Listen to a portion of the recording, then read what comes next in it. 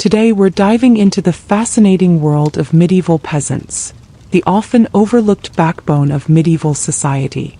Despite facing harsh living conditions, heavy labor, and relentless hardships, many peasants managed to survive and even thrive in their own way. Join us as we explore their daily lives, struggles, and the surprising ways they endured through centuries of upheaval and change. Let's uncover the resilience of medieval peasants together. The first frost. The wind had changed 3 days ago.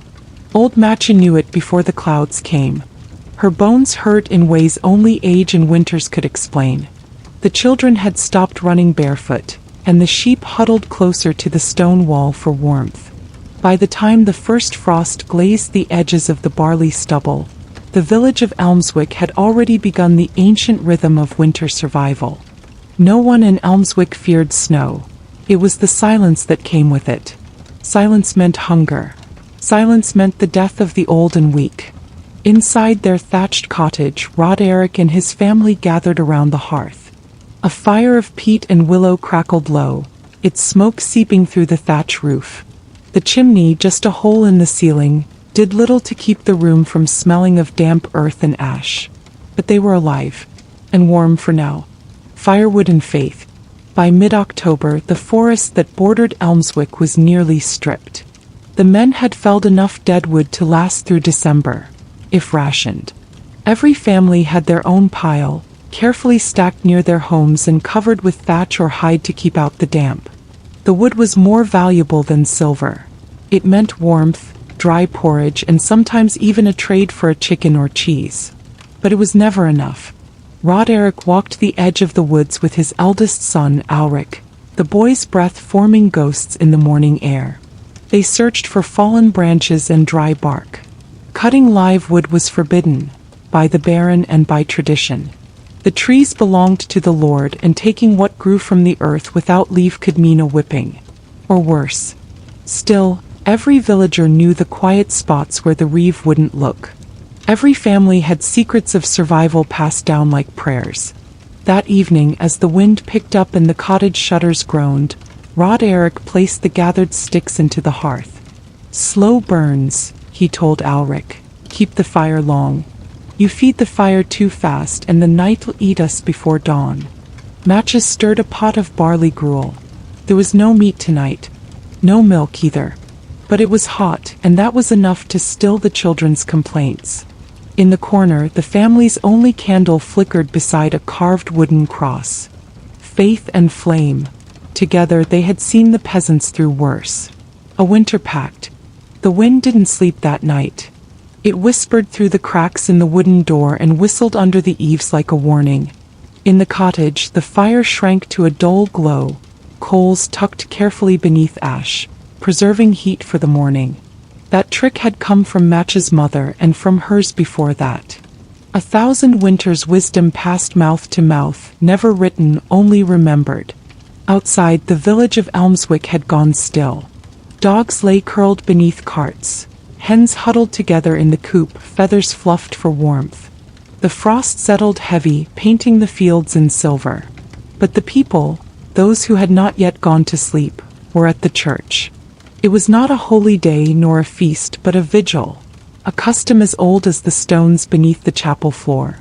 Every year, on the first full frost, the villagers gathered with bits of tallow, herbs, and dried branches to offer thanks to Saint Cuthbert, protector of the poor. Some still whispered older names, ones the priest didn't like to hear. Spirits of the hearth, watchers of the woods, and the winter hag whose breath turned wells to ice. Father Ambrose led the prayers in Latin, but few understood the words. What mattered was the fire he lit in the iron brazier and the warmth it gave off in that dark stone church. "We light this not just for warmth," he said, his voice echoing off the vaulted beams, "but for each other. We are the fire." The villagers said nothing, but they nodded, slowly, each face catching the flicker of the flame. From this night forward, they were bound in a pact of survival. No one would hoard food, no child would sleep without cover, and no widow would go without kindling. At least that was the promise. Smoke and salt. 3 days after the vigil, the village woke to snow. Not the light, lacy kind that danced in the wind. This was a thick fall, heavy and wet, draping the land in silence. Boots sank deep into it, and even the roosters crowed more quietly, their calls muffled by the frozen air. In the smokehouse behind Roderick's cottage, the last of the autumn pigs hung from iron hooks. Their flesh had darkened over the past week, hardened by smoke and time. Salt rubbed deep into muscle had pulled out the blood, and what was left would last them months, if rationed wisely. "Take only what's needed," Matcha said as she carved a thin slice from a smoked haunch. "Meat is for strength, not for feasting." Ulrich nodded and held out a rough cloth to wrap the precious strip. It would be split 5 ways. 1 bite for each of them, mixed into porridge so the younger ones would think it more than it was. Behind him, Roderick stacked what remained of the firewood. It wouldn't last until spring. It never did. Smoke and salt. 3 days after the vigil, the village woke to snow.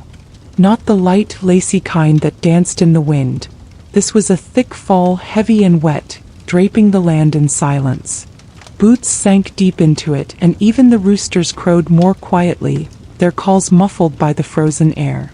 In the smokehouse behind Roderick's cottage, the last of the autumn pigs hung from iron hooks.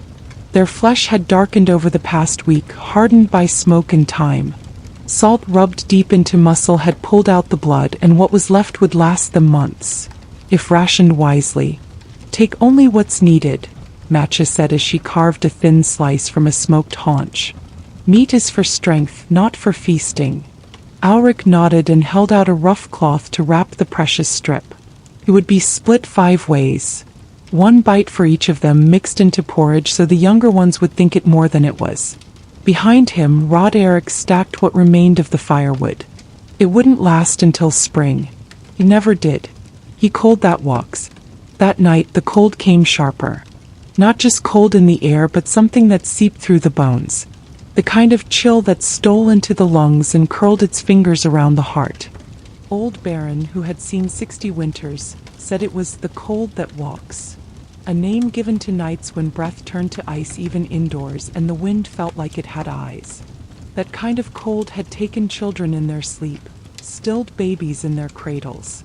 So Roderick and Matcha did what their parents had done. They sealed the cottage as best they could. A straw was packed into wall cracks. A leather blanket was hung over the doorway. The children were laid together under a single wool sheet, pressed body to body. A pot of stones, heated in the fire, was wrapped in cloth and placed at their feet. And they prayed, not just to the saints, but to whatever would listen.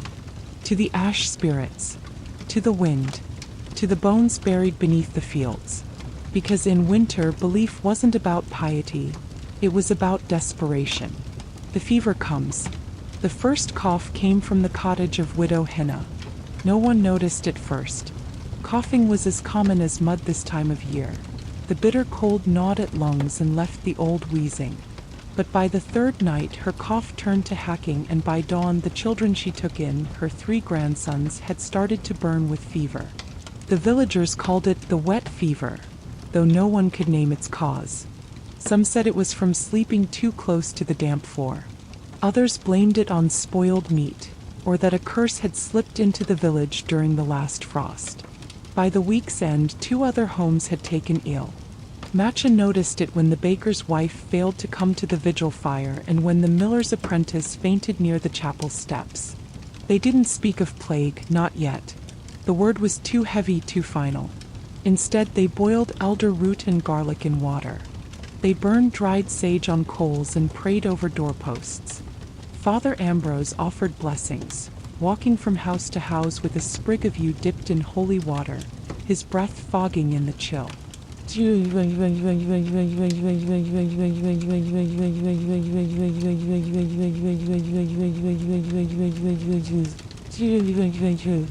The dividing line. With sickness came fear, and fear divides. By now, every family watched the others closely. Were their fires too strong? Were their children too well fed? Had someone stolen firewood from the communal pile? A new line was drawn, the sick and the not yet sick. One evening, as snow piled waist-high at the edge of the fields, Roderick met with 3 other men, the blacksmith, the miller, and old Baron. They stood near the chapel wall where the wind couldn't hear them. "We can't go into their homes anymore," the blacksmith said. "If the fever spreads." "It's already spread," Baron replied flatly. "But what if it hasn't?" the miller pressed. "What if we still have time?" Matcha watched them from afar, holding a lantern in one hand and a loaf of barley bread in the other. It had been meant for Widow Henna, but now, she wasn't sure. Helping might mean death. Not helping might mean something worse. That night, Matcha left the bread at Henna's door wrapped in linen. She didn't knock. She just left it and walked away. The storm that closed the world.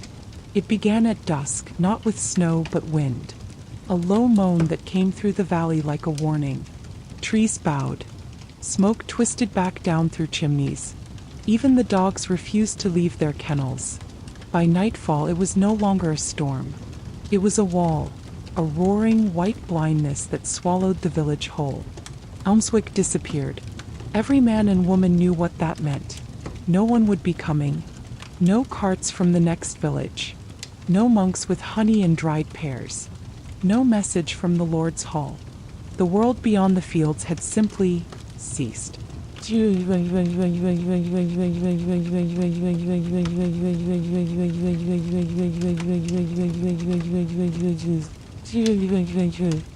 Inside the cottage, Roderick braced the door with both hands as the wind battered it like a fist. Snow crept in through the shutter cracks, and the roof groaned under the weight piling above. Auric held his youngest sister, Lynn, close by the hearth. She shivered even with 2 wool blankets over her. The fire was small. They'd burned too much wood too early. "Don't sleep," Matcha whispered, more to herself than anyone. "In cold like this, sleep feels warm before it takes you."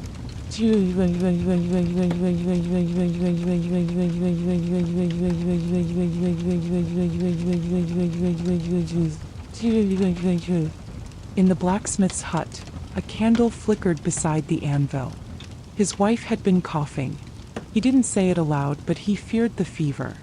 Still, he had taken in the thatcher's boy, an orphan since last winter.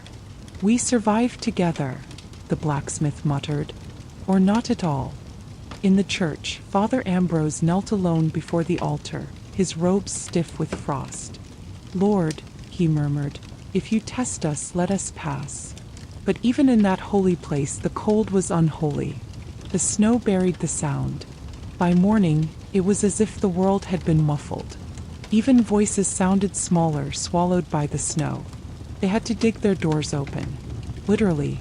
The snow reached the top beams of the lower cottages. One man, the tanner, had been found trapped in his shed, near death. They brought him to the chapel where the walls were thickest. That day no one worked. There was nothing left to cut, nothing to bake, nothing to mend. Just survival. But something else began to creep into the village. Desperation. Someone had stolen dried turnips from the widow's loft. Another family swore they'd seen a figure creeping by the barns at midnight. The rules of the pact, the promises made at the first frost, were beginning to crack. And behind it all, the fever still spread. Auric's secret path. Auric couldn't sleep. The storm had quieted, but its memory still shook the cottage. Snow had seeped into the hearthstones. The fire was little more than embers now. His sister's breath came in shallow little whistles beside him. And then he heard it, the sound of coughing from the blacksmith's hut, just beyond the tree line. It was worse now, harsh, ragged, and louder than the night before. Auric sat up. His heart thudded against his ribs. He knew the fever had taken the smith's wife. Maybe the boy did. And if no one brought them food, they'd starve before the fever finished its work. He rose, careful not to wake his mother, and pulled his father's cloak over his thin shoulders. It smelled of wood smoke and sweat, and strangely of spring, like a memory. He opened the cottage door and stepped into the stillness. Outside, the snow had transformed the world. Fences became ridges, trees looked like black bones reaching through sugar. Ulrich followed a narrow, hidden path behind the old granary, one that only he and his friend, the shepherd's boy, had ever used. A childhood secret. A tunnel through the hedgerow that led behind the forge. He carried a pouch. Inside were 2 carrots, a lump of barley bread, and the last of the dried gooseberries. Not much, but it was something. The blacksmith's door creaked open without a knock. Inside was quiet. Too quiet. "Master Edrin," he whispered. From the back, a rustle. Then, Ulrich. The blacksmith appeared, gaunt and pale. His eyes were red, but not from tears. "You shouldn't be here," he rasped. "I brought food." The older man looked at the pouch like it was a miracle. "Go," he said, voice thick. "Take care of your own." But as Ulrich turned to leave, he saw the boy, the orphan. Wrapped in cloth, eyes half open, burning with fever. Ulrich didn't say a word. He just nodded and stepped back into the snow.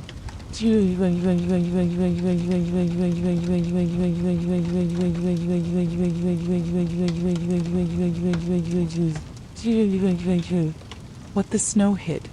That morning, Matcha found snow on Ulrich's boots and the pouch missing. She didn't speak. She only looked at him across the hearth, then turned back to her sewing. But that afternoon, whispers began to swirl like frost. Someone had taken food. Footprints had been seen behind the forge. A boy's footprints. And worse, the blacksmith was now ill. Some claimed the fever had been carried by visitors. Others said it was the snow itself, cursed or poisoned by spirits. At the edge of the village, old Baron gathered the remaining men. "If we keep letting them sneak about, spreading the sickness, we'll all be in our graves by Candlemas," he muttered. Some nodded. Others looked away. But one thing was clear now. The village was turning. Not just from fear, but from hunger. From cold. From the growing weight of winter's hand, pressing harder with each passing night. The fire trial. They came at dusk. 3 men, Old Baron, the miller, and a Reeve's son named Wymond, arrived at Roderick's door with torches in hand and suspicion in their eyes. The flames lit their cloaks from beneath, making them look like devils wrapped in fur and frost. "We want words," Baron said, not unkindly, but with a voice used to command. Roderick stood in the doorway. His shoulders filled the frame, but his face was tired. He already knew why they'd come. "About what?" he asked. "Your boy," Wymond said flatly. He was seen near the blacksmith's. "That home is sick now. We cannot ignore the chain of things." Ulrich stood in the shadows near the hearth, unmoving. Roderick didn't deny it. And if he did bring food, the man was starving. Baron sighed. "Compassion is holy, but when compassion kills the healthy, what then?" Matcha stepped forward then, her hands red from washing linens. "You'll not punish a child for kindness," she said. "Not while I breathe." The miller, a younger man, shifted uncomfortably. "No one's calling for punishment. Yet. But we need to be careful." He touched the sick. "He may carry the fever now." Wymond spoke again. "Then let him prove he's clean.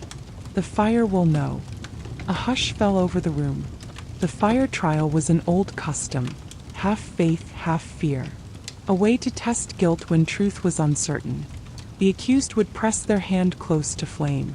If no blister came, they were clean. If they blistered, it meant they'd been judged. Roderick's fist clenched.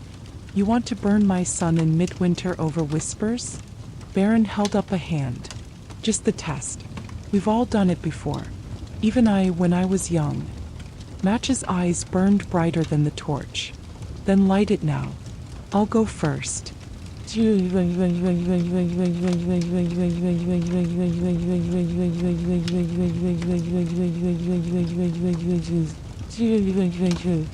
Flame and judgment.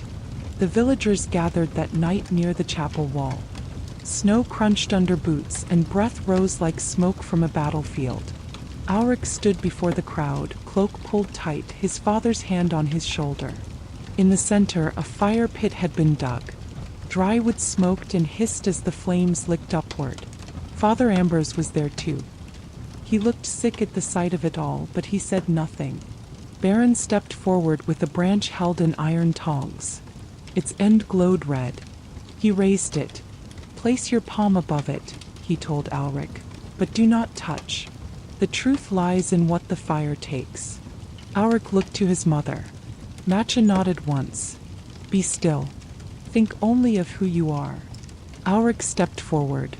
He held his hand over the fire, close enough to feel the pain, the heat, the dry bite of smoke in his nose. The crowd leaned in. 1 second. 2. 3. His hand trembled, but he did not pull away. Then Baron lowered the branch. He looked and nodded. "No mark. He's clean." A breath escaped the villagers all at once, as if they had all been holding it together. The fire snapped, sending sparks into the dark. But the truth was this: Auric's hand had been blistered. Lightly, but blistered. He hid it beneath his cloak, saying nothing. And said nothing. Sometimes survival meant lying, even to the fire. The dream of ashes. That night Auric could not sleep. His hand throbbed beneath the linen wrap Matcha had tied for him. She hadn't scolded him. She hadn't said a word.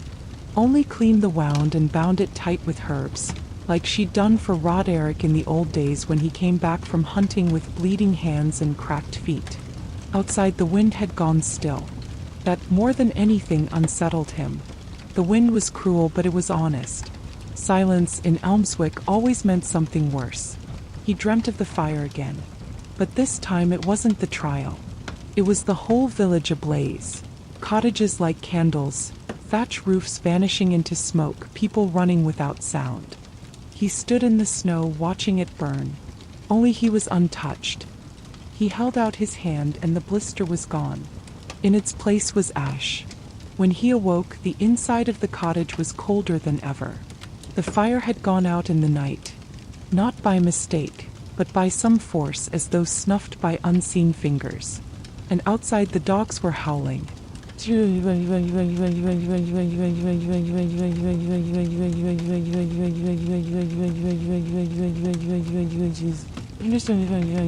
strangers at the beach. At dawn, 3 strangers stood at the edge of the village. Wrapped in cloaks made of mismatched furs and carrying no banners, they looked neither noble nor peasant, but something in between. Survivors, travelers, or worse. They wore leather masks over their mouths. One of them held a staff tipped with iron. The other carried a satchel that clinked with the sound of glass. The third said nothing, a woman with long hair braided with bones. Father Ambrose met them at the chapel steps. "You've crossed the boundary," he said, not with anger, but with the exhaustion of someone who had seen too much. "We bring medicine," said the man with the iron staff. "And warnings." "Medicine?" Matcha echoed from behind the gathered crowd. "What kind?" "Boiled yarrow, birch resin, and charcoal," the woman replied softly. "We've seen towns like yours across the valleys. The fever is in the land, not just the body." That drew murmurs. Some stepped away. "You speak like a hedge witch," Baron said, voice hard. "We want no devils here." But Wymond looked at the satchel of vials and herbs and narrowed his eyes.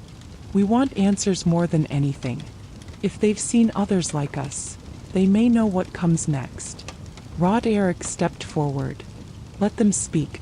Let them warm themselves first. Then we judge." Ambrose, reluctant, nodded once.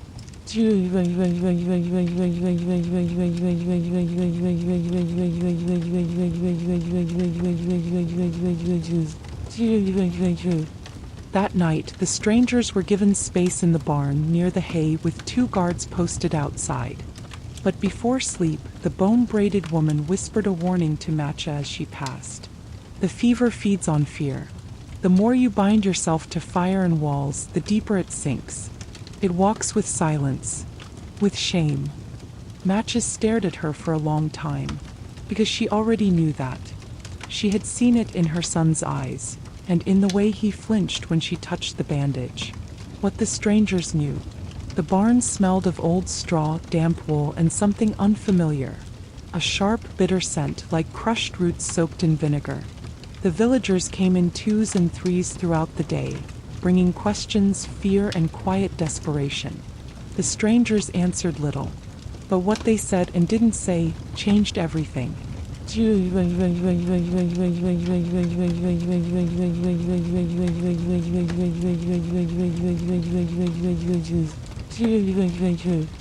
"We've seen this fever in 20 villages," said the man with the iron staff, whose name was Meret.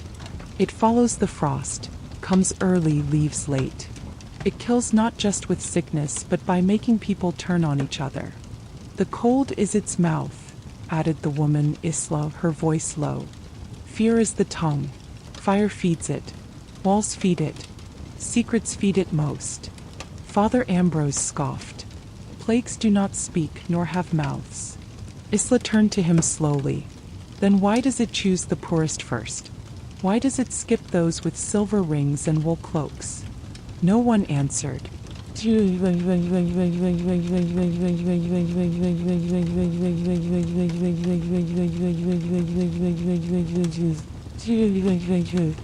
They showed their remedies. Bitter decoctions of elder bark, burnt salt mixed with honey, black cloth steeped in boiled pine pitch and pressed against the chest. It was not saintly, but it worked. The miller's daughter had been coughing blood. She drank their brew and was standing 3 days later. A miracle, some said. A trick, others muttered.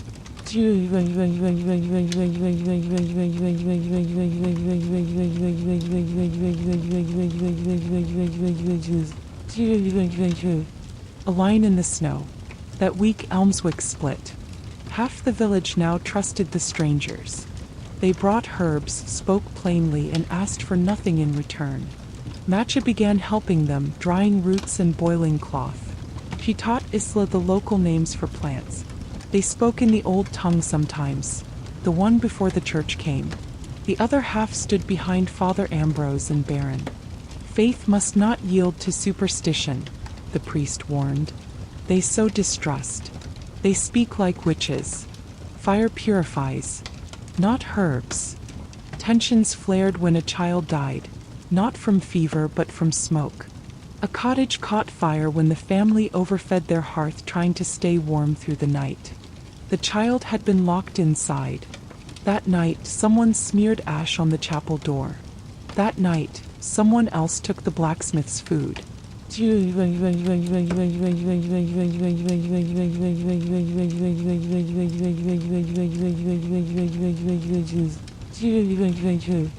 The first snowfall had buried the world, but the second had drawn a line, not of snow but of belief. And somewhere between the two, Ulrich watched and waited.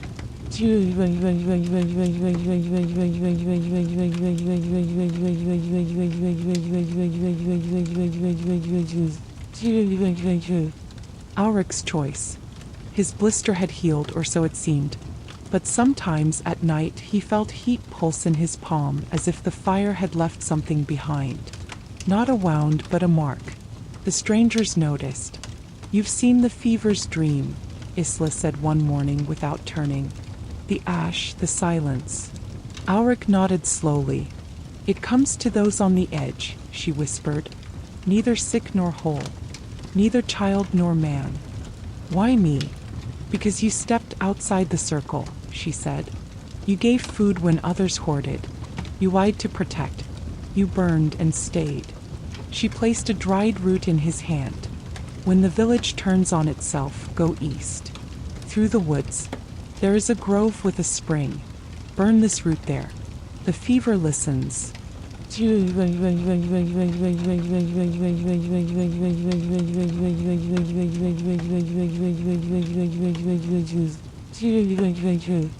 Ulrich didn't understand. Not fully. But that night he packed a small satchel of food and flint and wrapped the root in cloth. He didn't yet know whether he would stay or walk into the forest. But the snow was falling again and the cold was waking. And the fever had not finished speaking. Into the whitewood. Ulrich left before dawn. He didn't say goodbye. Not to his mother, who had surely guessed. Not to his father, whose silence had become heavier than any word.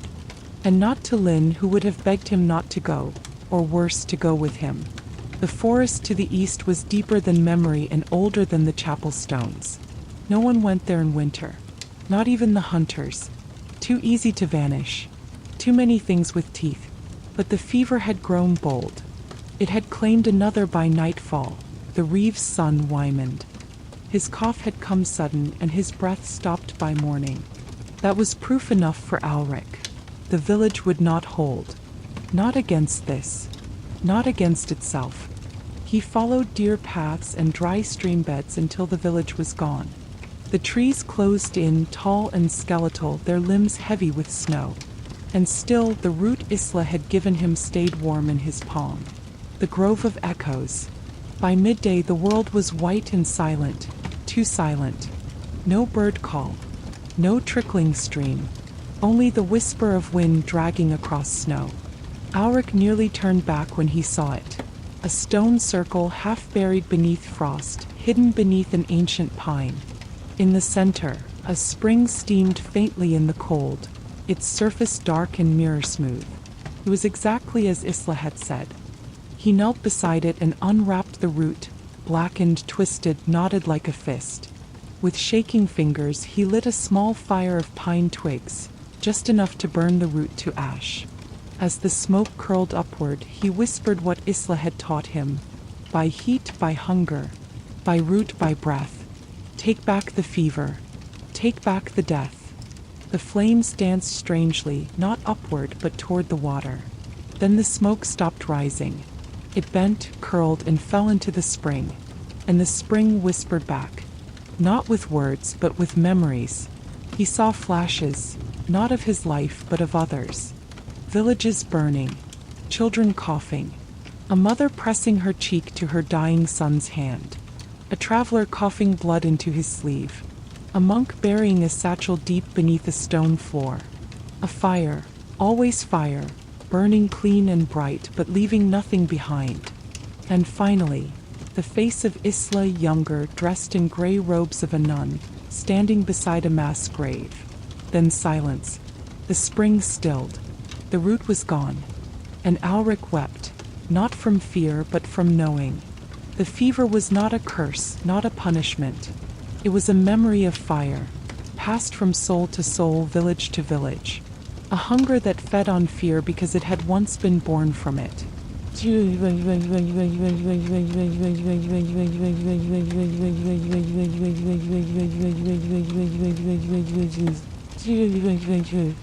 What follows the fire? Alric returned 2 days later. The village had changed. Snow was deeper but quieter. The people were thinner, their faces hollow, but no new graves had been dug. The fever had slowed. Matcha met him at the edge of Elmswick. She didn't speak. She only held him close, as if by doing so she could press warmth back into him. Isla stood nearby, watching. She gave a slow nod. Alric didn't tell her what he saw. He didn't need to. The fever had fed enough. For now. But he also knew it would return someday. Somewhere. In another winter, in another village, when fear grew faster than fire. But when it did, someone would remember. And someone, like Alric, would walk into the Whitewood again. The spring that did not come. Time passed, but spring did not arrive. By the saint's day of Imbolc, when the earth was meant to soften and buds push through the frost, the ground in Elmswick remained hard. The sun rose earlier, but it gave little warmth. Crops stayed buried. Ice still clung to the eaves like teeth. The village was alive, but not well. The fever had retreated, yes, but hunger now took its place. The smoked meat was gone. The root cellars had turned to bare earth. Rats had chewed through sacks of barley, and the hens laid fewer eggs. Mothers began giving their children broth with no fat, just water and herb and hope. Father Ambrose continued his prayers, but his sermons grew shorter. Even faith needed food.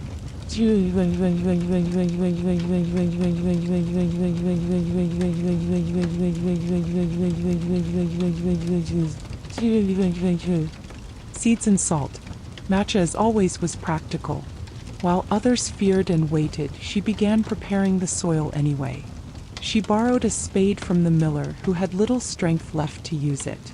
She walked the edge of the field with Lynn and Alric, dropping handfuls of ash and compost into the ground. "They may not grow now," she said quietly, "but they'll remember we tried." Isla helped. She knew which seeds could survive a late frost. Lentils, rye, certain bitter greens that no one liked but all could eat. And every night, they burned a pinch of salt by the hearth, an old custom older than Ambrose's church. "To remind the spirits we still know their names," Isla whispered. Auric listened. He had grown quieter since the forest.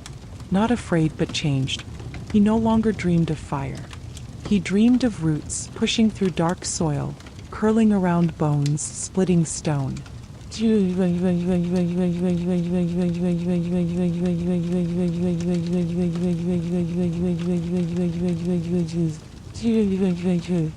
The stranger with no feet.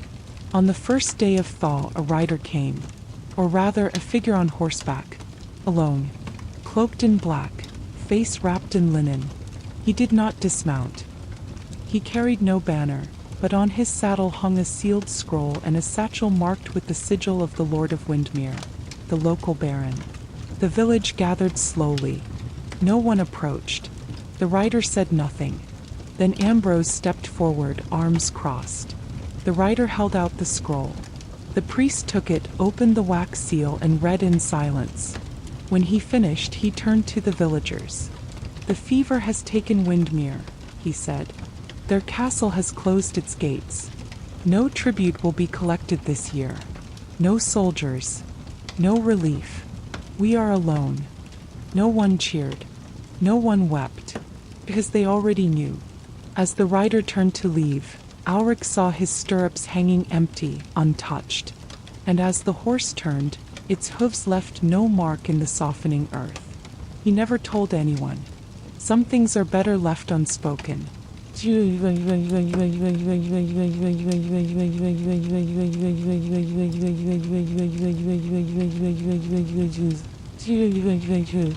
Well, when the first crocus bloomed, tiny, purple, defiant, Lynn found it growing by the old well.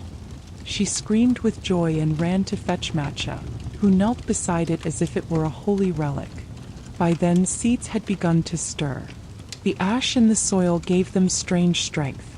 The bitter greens sprouted first, then onion grass, and finally a single patch of rye. They would survive, not because of saints, not because of luck, but because they had endured.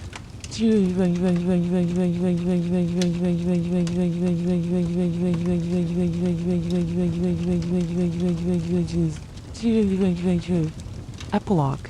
The ash remembered. Years later, when Alric was a grown man, the fever returned, but not to Elmswick. He heard of it from traders, whispered between sacks of grain and knives. A winter plague that ate through 3 towns and took noble and beggar alike. He remembered the route. He remembered the spring. And one night, as the snow began to fall again, he packed a satchel with ash, herbs, and salt, and walked into the woods. Because the cold may always return, but so will those who remember the fire. Letters from the north. 10 years had passed. Elmswick no longer buried its dead in winter. Not from fever, at least. The harvests were steady now, though smaller. Father Ambrose had died 3 winters ago, his chapel left to moss and quiet. Isla, older but no less sharp-eyed, now lived in the healer's cottage on the southern ridge, where folk came for poultices, not prayers. Alric had left. He had walked east, then north, following the forgotten paths of fever, of root, of ash. He became a whisper among border towns, a walker of sick roads, a healer with no patron and no coin. Some called him saint, others witch. And then, in the first frost of a quiet year, a letter came to Matcha. It bore no seal, only the word, Rendon. A place, a warning, summons.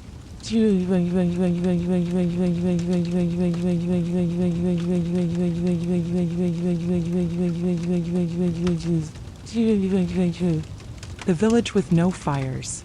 Rendon was 5 days' walk from Elmswick, tucked in a shallow valley where fog lingered year-round. Matcha and Lin had never been, few had.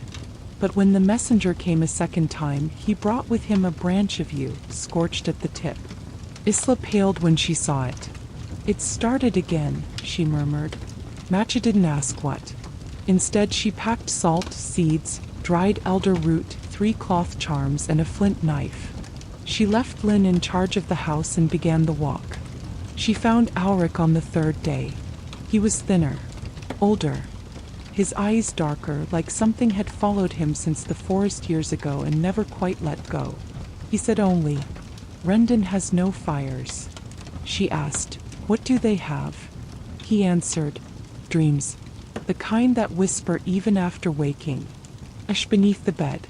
The village of Rendon was quiet, too quiet. Smoke did not rise from chimneys. No dogs barked. No children laughed. The people moved slowly, wrapped in too many layers, avoiding each other's eyes. They cooked over cold stones, not flame, and slept with coal dust in their mouths, a custom that chilled Matcha to hear. They said fire had become dangerous. They said fire brought the dreamers. He carried a pouch. Inside were 2 carrots, a lump of barley bread, and the last of the dried gooseberries. Not much, but it was something. The blacksmith's door creaked open without a knock. Inside was quiet. Too quiet. "Master Edrin," he whispered. From the back, a rustle. Then, Ulrich. The blacksmith appeared, gaunt and pale. His eyes were red, but not from tears. "You shouldn't be here," he rasped. "I brought food." The older man looked at the pouch like it was a miracle. "Go," he said, voice thick. "Take care of your own." But as Ulrich turned to leave, he saw the boy, the orphan, wrapped in cloth, eyes half open, burning with fever. Ulrich didn't say a word. He just nodded and stepped back into the snow.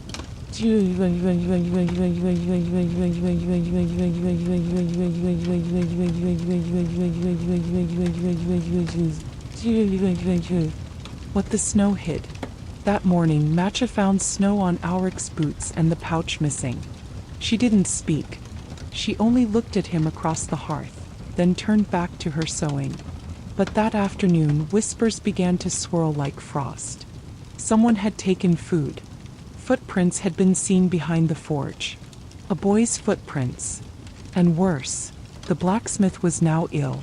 Some claimed the fever had been carried by visitors. Others said it was the snow itself, cursed or poisoned by spirits. At the edge of the village, old Baron gathered the remaining men.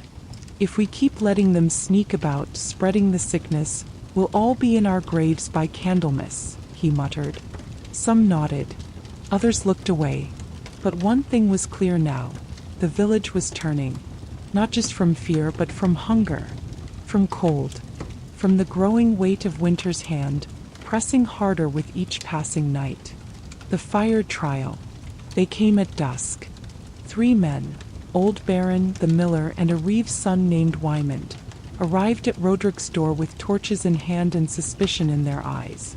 The flames lit their cloaks from beneath, making them look like devils wrapped in fur and frost. "We want words," Baron said, not unkindly, but with a voice used to command. Roderick stood in the doorway. His shoulders filled the frame, but his face was tired. He already knew why they'd come. "About what?" he asked. "Your boy," Wymond said flatly. He was seen near the blacksmith's. "At home is sick now. We cannot ignore the chain of things." Ulrich stood in the shadows near the hearth, unmoving. Roderick didn't deny it. And if he did bring food, the man was starving. Baron sighed. "Compassion is holy. But when compassion kills the healthy, what then?" Matcha stepped forward then, her hands red from washing linens. "You'll not punish a child for kindness," she said. "Not while I breathe." The miller, a younger man, shifted uncomfortably. "No one's calling for punishment. Yet. But we need to be careful." He touched the sick. "He may carry the fever now." Wymond spoke again. "Then let him prove he's clean. The fire will know." A hush fell over the room. The fire trial was an old custom, half faith, half fear. A way to test guilt when truth was uncertain. The accused would press their hand close to flame. If no blister came, they were clean. If they blistered, it meant they'd been judged. Roderick's fist clenched. You want to burn my son in midwinter over whispers? Baron held up a hand. Just the test. We've all done it before. Even I, when I was young. Match's eyes burned brighter than the torch. Then light it now. I'll go first.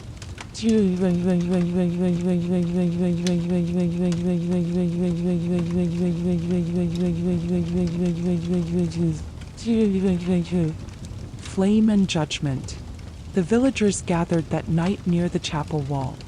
Snow crunched under boots and breath rose like smoke from a battlefield. Ulrich stood before the crowd, cloak pulled tight, his father's hand on his shoulder. In the center, a fire pit had been dug. Dry wood smoked and hissed as the flames licked upward. Father Ambrose was there too. He looked sick at the sight of it all, but he said nothing. Baron stepped forward with a branch held in iron tongs. Its end glowed red. He raised it. Place your palm above it, he told Ulrich, but do not touch. The truth lies in what the fire takes. Ulrich looked to his mother. Matcha nodded once. Be still. Think only of who you are.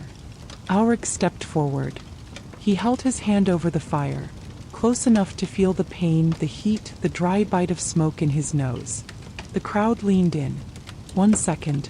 2, 3. His hand trembled, but he did not pull away. Then Baron lowered the branch. He looked and nodded.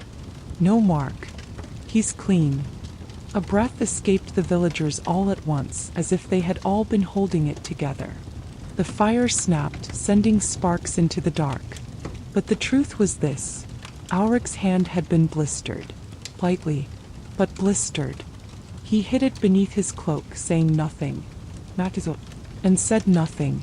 Sometimes survival meant lying, even to the fire. The dream of ashes. That night Ulrich could not sleep. His hand throbbed beneath the linen wrap Matcha had tied for him. She hadn't scolded him. She hadn't said a word. Only cleaned the wound and bound it tight with herbs, like she'd done for Roderick in the old days when he came back from hunting with bleeding hands and cracked feet. Outside the wind had gone still. That more than anything unsettled him. The wind was cruel, but it was honest. Silence in Elmswick always meant something worse. He dreamt of the fire again. But this time it wasn't the trial. It was the whole village ablaze. Cottages like candles, thatch roofs vanishing into smoke, people running without sound. He stood in the snow watching it burn. Only he was untouched. He held out his hand and the blister was gone. In its place was ash. When he awoke, the inside of the cottage was colder than ever. The fire had gone out in the night. Not by mistake, but by some force, as though snuffed by unseen fingers. And outside the dogs were howling.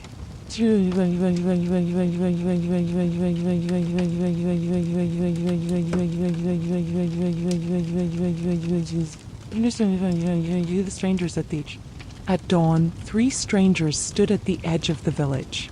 Wrapped in cloaks made of mismatched furs and carrying no banners, they looked neither noble nor peasant, but something in between. Survivors, travelers, or worse. They wore leather masks over their mouths. One of them held a staff tipped with iron. The other carried a satchel that clinked with the sound of glass. The third said nothing, a woman with long hair braided with bones. Father Ambrose met them at the chapel steps. You've crossed the boundary, he said, not with anger, but with the exhaustion of someone who had seen too much. We bring medicine, said the man with the iron staff. And warnings. Medicine. Matcha echoed from behind the gathered crowd. What kind? Boiled yarrow, birch resin, and charcoal, the woman replied softly. We've seen towns like yours across the valleys. The fever is in the land, not just the body. Suddenly, the blue flame leapt toward Ulrich, wrapping around his palm like liquid ice and burning cold. Pain, yes, but also clarity. Visions flooded him. The making of the pact, the betrayal, the oath broken by greed and fear. He saw the spirit's sorrow, the fever's hunger, the burning of villages. Auric did not falter. He reached into the flame, grasping it fully. The shadows screamed, swirling into a tempest, but then the fire steadied. The chamber filled with warmth, real, alive. The fire accepted him.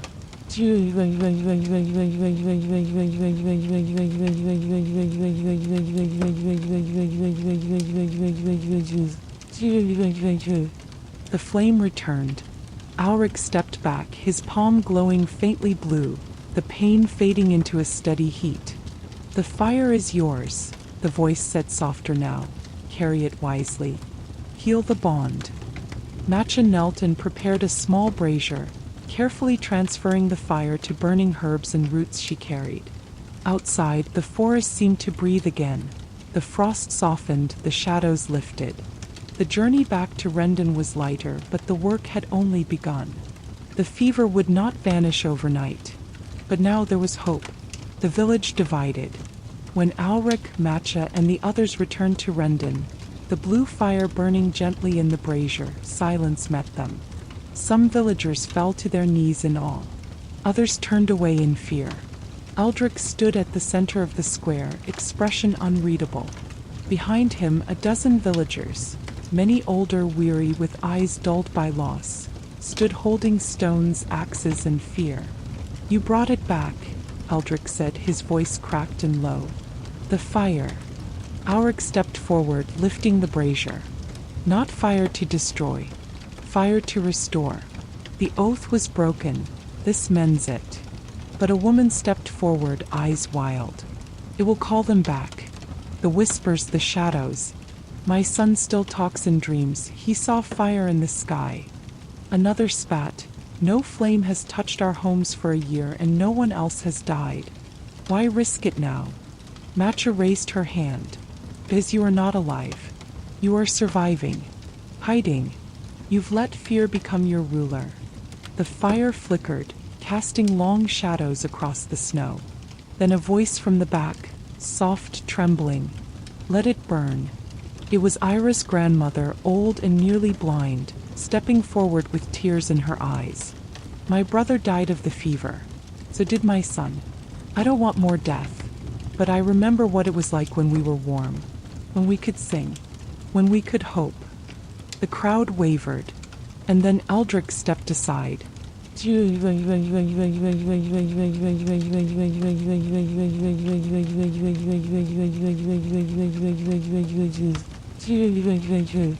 The oath renewed. That night, for the first time in over a year, the villagers gathered in the chapel ruins. Auric placed the brazier on the old stone altar. Matcha read from the book, her voice steady. "Let what was broken be made whole. Let fire be light, not fear. Let shadow find rest and roots grow deep. Remember, we return, we restore." The flame flared once, high and bright, then settled into a warm, golden glow. Some cried. Some stood in silence. But something changed. No whisper came. No hand touched their shoulders. Only a soft breeze, carrying the scent of pine and thawing earth.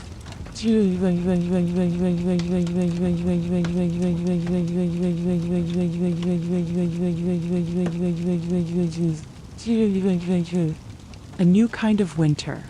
In the days that followed, small fires returned to hearths. Children laughed again. Ira sang an old song no one had dared hum in months. Matcha helped plant new root beds. Auric walked the edge of the forest each morning, listening, but the shadows were quiet. The fever had retreated. Not erased. It never truly disappeared. But it was no longer a curse. It was a wound. And wounds could heal.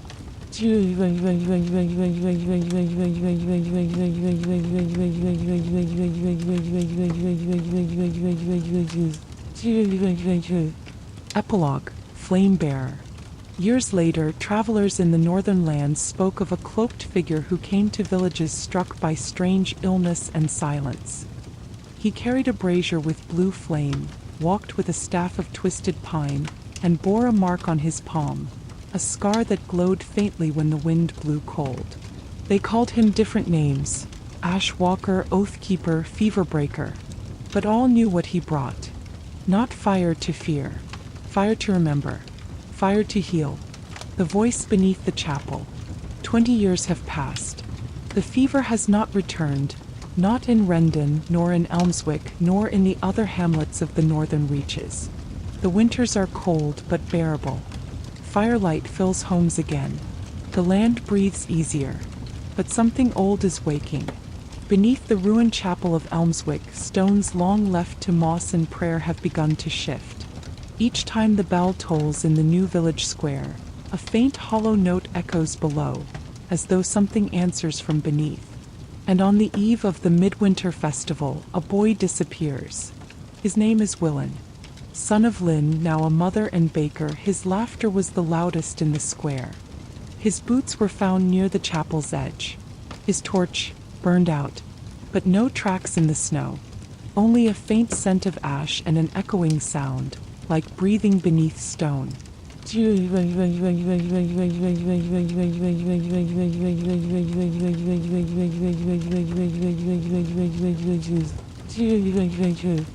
The girl with the ash key. The next morning, Lynn finds an old object tucked in Willen's bed. A charm of braided horsehair and elder root, scorched at the ends. A thing her mother, Matcha, had once carried to protect against the fever. But Matcha had died 2 winters ago, peacefully, or so Lynn thought. He'll know.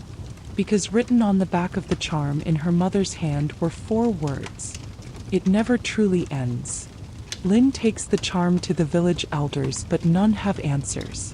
She goes next to the cairn house, where travelers sometimes rest and where a stranger arrived just a week before. A woman in a black cloak, carrying a blade carved of obsidian and a scroll sealed in wax. Her name is Saren. She listens to Lynn's story in silence.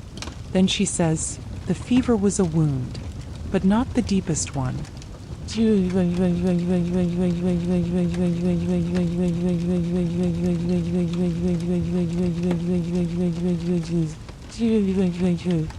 The hidden chamber. That night, Lynn, Saren, and the village keeper, an old man named Dane, enter the ruined chapel. Saren finds the hollow note in the stone floor. Beneath a cracked altar, they lift a slab and descend.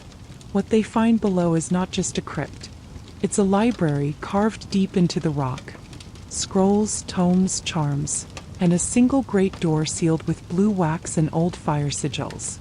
On the door are etched the words, "Here sleeps the first fire, the oath breaker, the forgotten, the sealed. Do not wake what was buried." Saren runs her hand along the door. There were 2 fires, she says quietly. One that healed, one that hungered. And suddenly Lynn understands. Willen is not gone. He's been taken. Not by the fever, but by something deeper. Something the fever was meant to hide. He fire beneath the stone. Descent into the sealed vault. The next morning, before dawn, Lynn and Saren returned to the chapel crypt, this time armed. Lynn bore her grandfather's wood-cutting axe, sharpened for the first time in years. Saren brought no torch, only a lantern of blue flame, drawn from the same forge Alric had once lit. It burned without smoke. It burned even in damp air. The village keeper, Dane, warned them. There are things in the deep that don't remember sunlight. If you hear your name whispered, do not follow it. Saren placed her hand against the wax seal on the great door. The flame in her lantern flared. The wax cracked, and the door opened inward.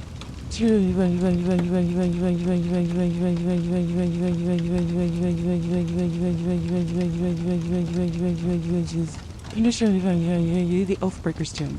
They passed through the threshold into a vast stone chamber, lined with crumbling statues. The air was thick with heat, not warmth but pressure, like something holding its breath. On the far wall, a mural stretched from floor to ceiling, showing the pact long forgotten.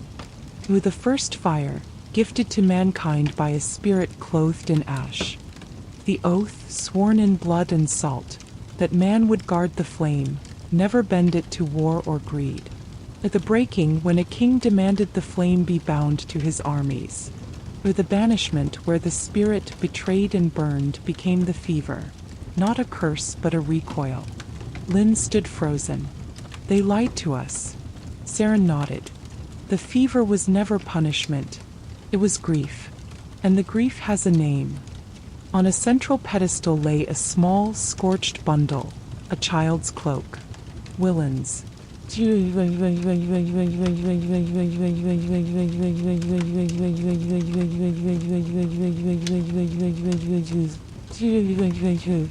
The one who whispers. Before Lynn could move, the room dimmed. A figure stepped from behind the mural, or out of it. He was cloaked in smoke, his face half-burned, his eyes glowing with flame and shadow. But his voice was that of a child. You lit the fire again. You woke me. Lynn stepped forward, the charm in her hand. Where is my son? The figure tilted its head. He is with me. I'm not cruel. He dreams of spring. But if you wish him back, the oath must be mended, not with fire, with memory. Saren whispered. It wants to be remembered. That's all. The figure's smile turned bitter. Not remembered as a demon, as a guardian. Return what was stolen. The book, the blade, the name. The flame in Lynn's charm flared, a soft pulse like a heartbeat. And Willen's voice echoed faintly from deeper in the dark. Mama? The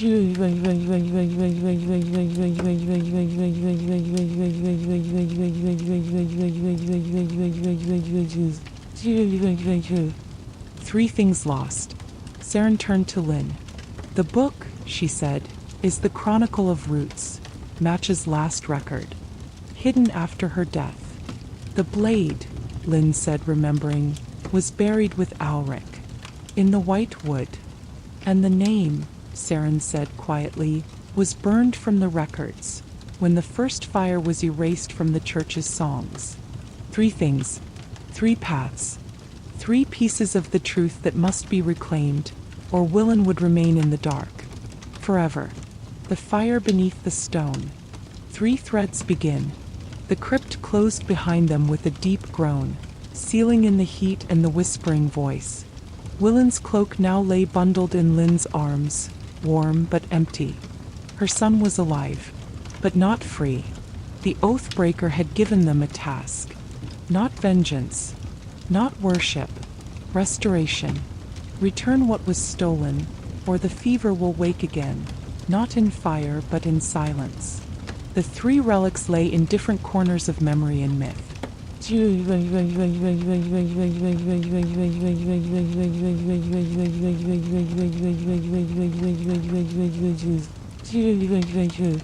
The Book of Roots. Saren took the first path, toward the southern glade where Matcha had once lived and died. The Book of Roots, Matcha's final record of the fever, was said to be buried beneath her cottage, sealed with elderwood and binding herbs. But something else waited there. Saren arrived at dusk. The cottage was dark, overgrown with ivy. The trees leaned unnaturally toward it. No birds sang. A wolf's skull hung from the eaves, not placed but grown as though it had fused with the roof. Inside, the hearth still smelled of Matcha's herbs, lavender, pine sap, yarrow, and ash. Saren knelt and lit her blue flame. A voice rose from beneath the floorboards, not Matcha's but something older. You carry fire. He carried memory. Only one may remain. The floor split, and the earth offered up a book, wrapped in bark, bound in root. The Book of Roots, still alive, still breathing.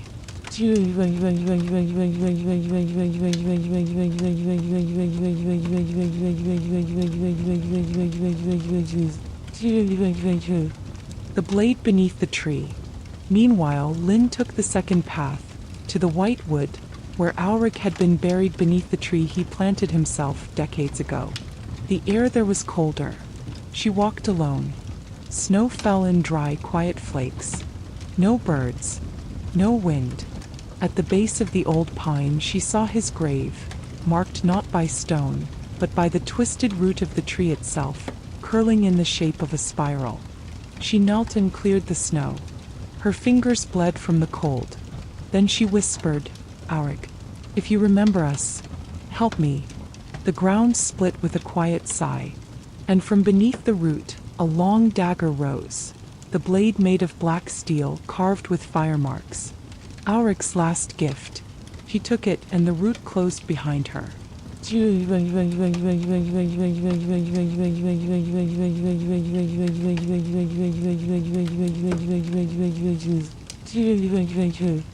name that was erased. The third task fell to Dane, the village keeper. He ventured to the oldest tower of the monastery beyond the river, where the archives were kept. He had once trained there long ago before the fever stole most of the brothers. There, in the cellar vaults, behind red wax seals and the cracked records of kings, he found the erased hymns, the names burned out of scripture. He traced the gaps, crossed out names, torn pages, and then, deep in a hidden scroll case, a single fragment survived. He who first bore the fire, ashen of hand, bright of soul, was called, and the name, faint and almost gone, Killer.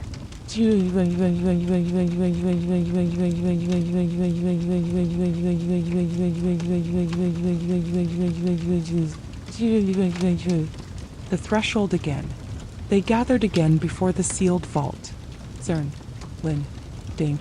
They carried the Book of Roots, still pulsing softly like a living thing, with the blade of Auric, which sang faintly when passed through flame, or the name spoken aloud by Dane with reverence. Kalir.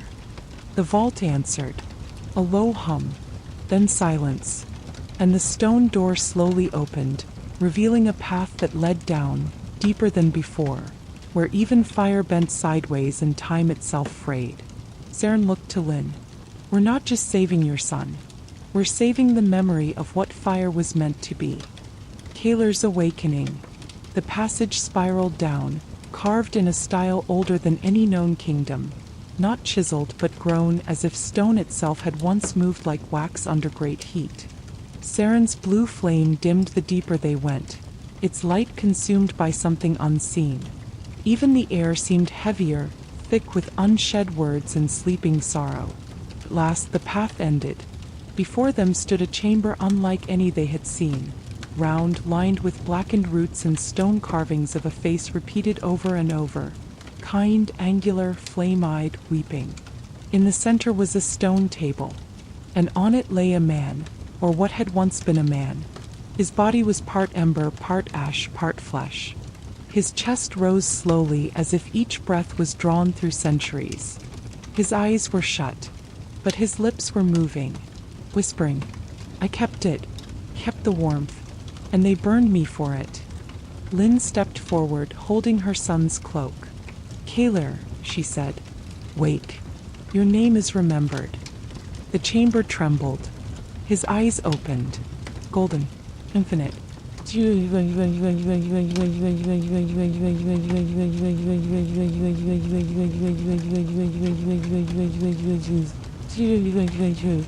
The keeper of the first flame. Kalir sat upright, and the fire in his veins stirred the stone. His voice when he spoke was both ancient and young. "You've brought me the blade," he said, nodding to Lynn. "The one I gave to Auric. He knew it was never meant to kill." He turned to Saren. "You carry Match's memory, not in blood, but in burden. You've walked her path." And to Dane he gave the deepest nod. "You dared to read what was erased. The truth was not meant to live. But you carried it anyway." Then his voice hardened. "But why now? Why wake me after all this time?" Lynn stepped forward, eyes fierce. "Because you still have my son. And because the fever was never truly gone, just waiting. You were never evil, Kalir, but you were made into a curse. We want to undo that." Kalir stood. The air burned around him. "I was never a curse. I was the warmth they stole and buried."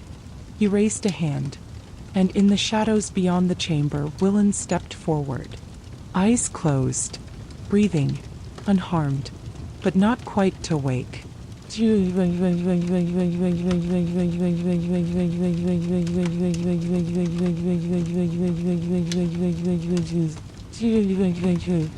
The last trial. Kaler lowered his hand. To return him and to end this, the oath must be bound anew. But not as before. Not in secrecy. Not in fear. He looked at Lynn. You must give something of yourself. A piece of what cannot grow back. Lynn did not hesitate. I give my voice, she said. If silence is what let this wound fester, then I'll carry silence so others can speak. Saren touched her arm, but Lynn shook her head. He meant it. Kaler reached forward, gently pressing a single ember to Lynn's throat. It didn't burn, but her words stopped, and Willen opened his eyes. He ran into her arms, sobbing. She held him, trembling, but made no sound. The flame flared once more, and then it faded, not to darkness but to light.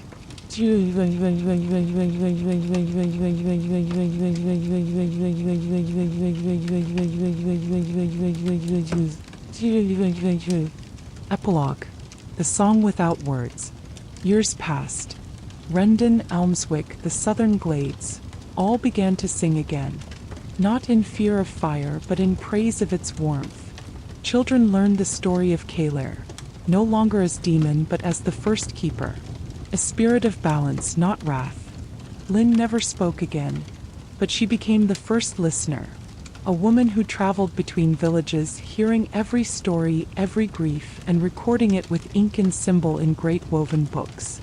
Willen became a firekeeper, lighting sacred forges that burned even in the coldest months. And somewhere deep beneath the earth, where the roots still remember, Kaler rests. Not sealed, not broken, just waiting to be remembered. When the flame fades, what if the fire does not return?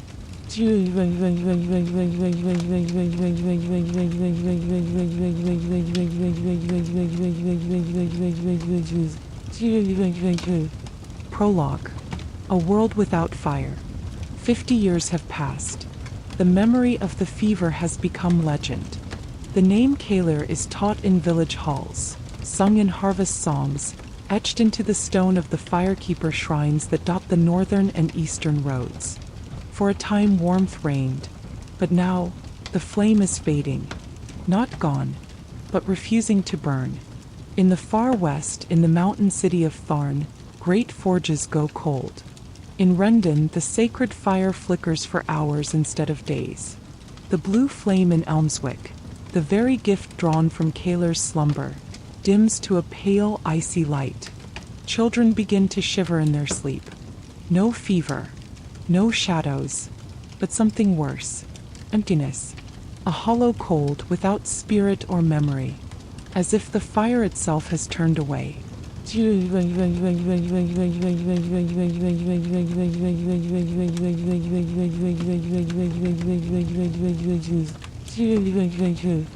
Umberborn. The story begins in the quiet border town of Torren Hollow, a place so small that it is left off most maps.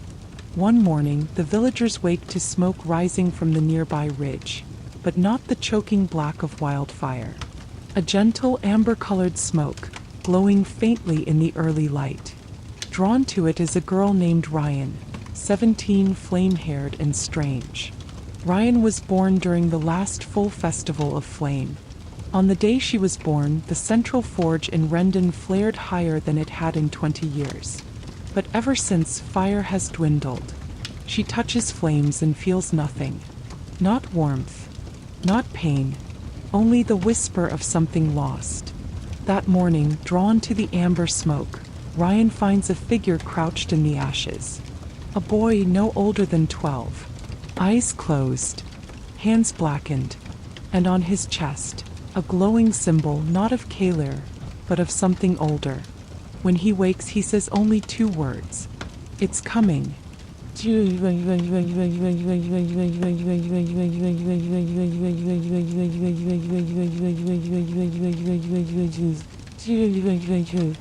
The ashless flame.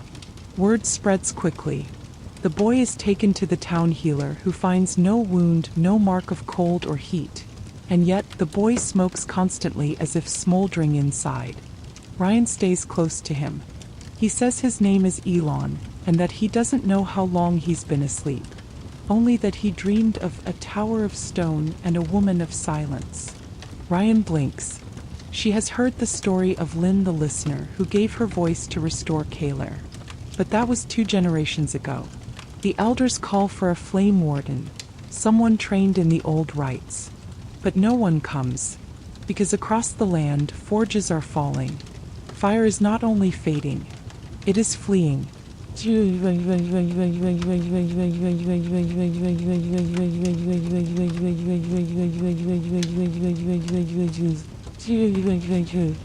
The spark without a keeper. That night, Elon dreams again. Ryan keeps watch by his side. He speaks in his sleep. It was never just Kaler. There were others. Keepers who left. Some who were cast out. Ryan holds her breath. The next morning, the town hearth refuses to light. Not a single spark catches. Even flint and steel fail. But when Elon touches a cold branch, it erupts in golden flame briefly without heat. It's not fire. Something new.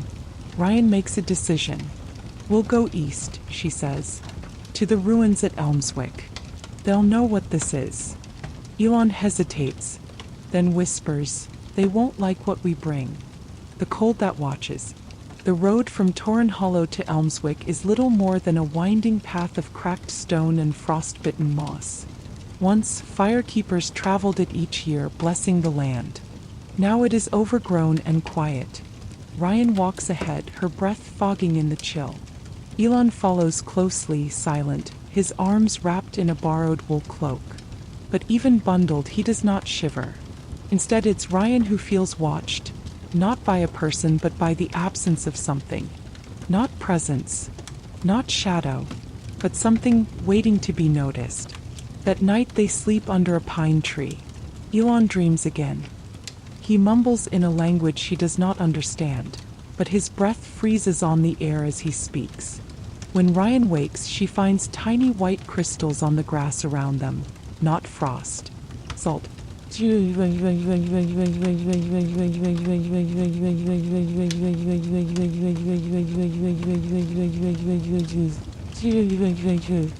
Ghosts of Elmswick. They arrive at Elmswick on the 3rd day. The once village is now a ruin, swallowed by ivy and ashwood. The great blue flame tower still stands, but no fire burns in its crown. Only smoke. Cold thin smoke.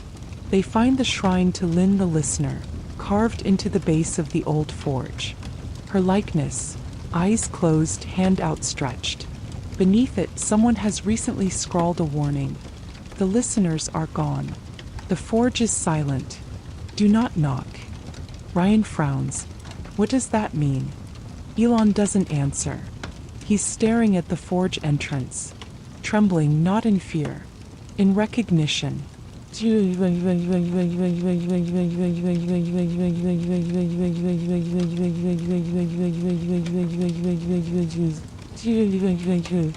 The Pale One. That night, as they try to rest near the old firekeeper's chapel, Ryan hears movement. Not footsteps. Flighting. Scraping. She rises, drawing her father's knife, and turns toward the sound. In the distance, just at the tree line, a figure stands, cloaked in white, head tilted, not breathing, not moving. She blinks and it's gone. But Elon whispers behind her, voice shaking for the first time. That's not from the fire. That's what came after.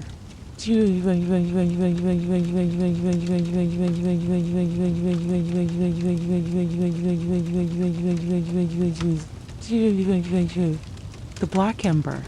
They return to the forge ruins the next morning, determined to learn what remains. Inside the chapel's hollow shell, under a collapsed altar, they find something strange. A black ember encased in glass. Ryan picks it up and it doesn't burn. It sings, a low hum in her bones, like a forgotten lullaby sung beside a dying hearth. Elon backs away. That's not from Kaler, he says. She narrows her eyes. Then what is it?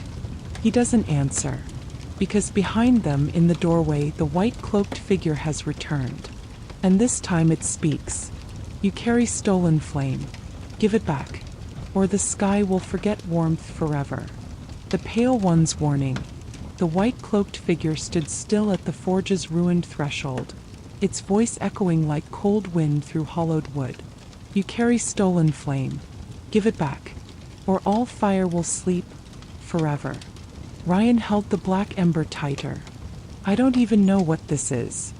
The Pale One took a single step forward, its face hidden in shadow but not hidden enough. Ryan caught a glimpse. No eyes.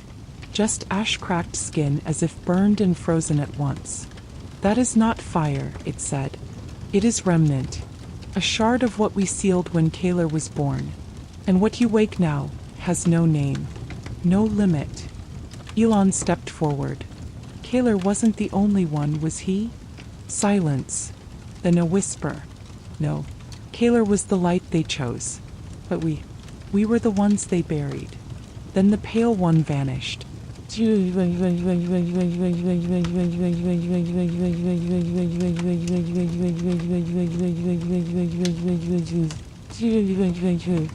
Fire's oldest lie.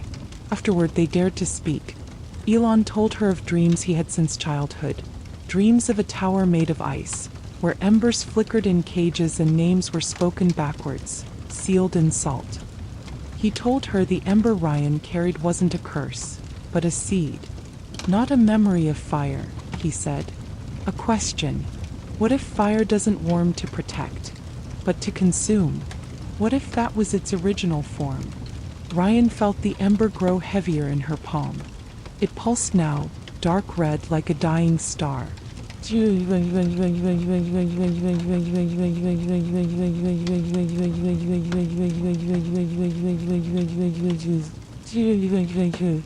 The Ash Road. With the Pale One gone, they fled Elmswick, taking the ember and traveling northeast toward the Ash Road. A forbidden path said to lead to the ruins of Tharunos, a fortress where the first flamekeepers trained before the fever times. Along the way they found a broken war horn embedded in a tree, once used to call fire wardens.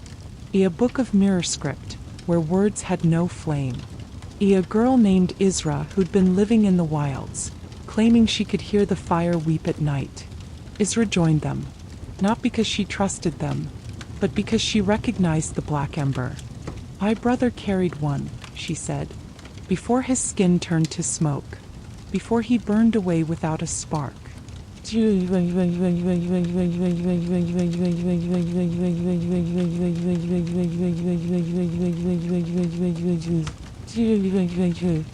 What sleeps in Tharunos? They reached the edge of the ash wall at dusk, a crumbled barrier of soot and obsidian, marking the edge of what was once Tharunos. Beyond it lay a hollowed valley filled with charred spires, shattered statues, and silence so complete it rang in their ears. At the heart of the ruin, a massive brazier still stood. But as Ryan approached, the ember in her palm rose on its own, spinning slowly in the air. And from the spire ruins, dozens of pale figures began to emerge. Not hostile, not living, just waiting. One stepped forward, faceless, robed in ash, and spoke with a dozen voices at once. You carry the ember of the unbound flame, the one we hid when Kaler was chosen, the one that refused to be remembered. Elon trembled. Ryan stepped forward. Then tell me, she said. What is its name? The voices answered. It has no name. It has only a purpose. To burn the silence. To undo forgetting. And then the brazier lit itself, black and red and endless. The memory that burns. The brazier in the ruins of Tharunos blazed without heat, without smoke, but not without power. The flame it cast was black at the edges, tinged with ember red, and it danced unnaturally. Slow, almost thoughtful. The ash-robed figures stood motionless around it, their shadows flickering in reverse as though pulled inward. Ryan held the black ember aloft, and it hovered, drawn into the brazier like iron to a forge. The moment it touched the fire, the world blinked. Everything froze, even the ash. And Ryan was no longer in her body, the before light. She stood in an endless plain of gray stone. Above her, no sky, just a vault of cracked obsidian, humming with unspoken names. Before her stood a figure, cloaked in fire but not burning. It had no face, only light, and its voice was a whisper carried across centuries. You carry the last ember of the first thought, not Kaler, not the fever, the flame before language, the fire that memory tried to contain. Ryan asked, why was it hidden? The figure pulsed. Because once it burns, it remembers everything. Every sin, every silence, every name buried under fire. She looked down. Her hands were turning black, not burned but inked. Words were appearing on her skin. Names, dates, places, truths no longer written anywhere.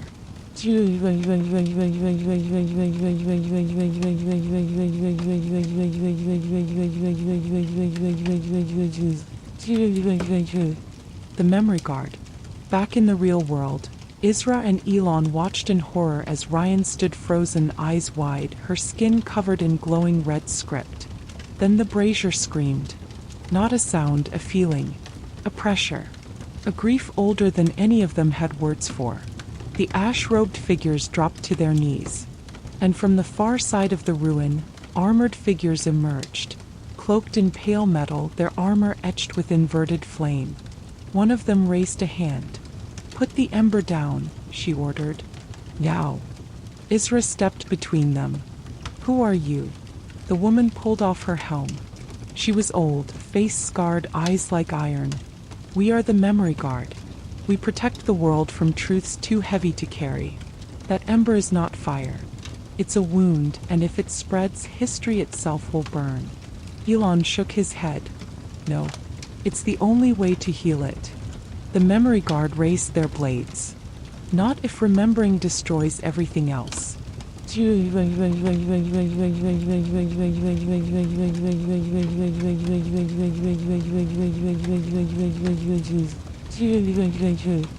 Ryan returns.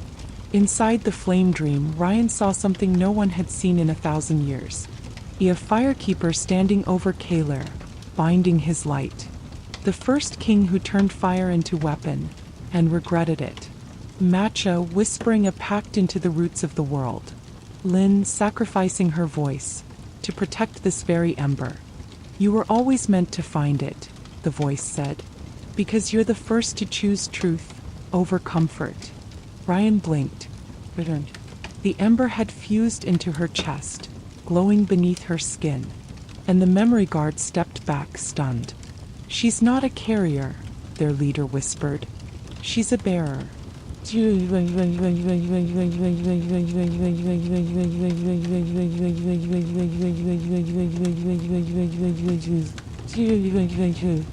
The new flame.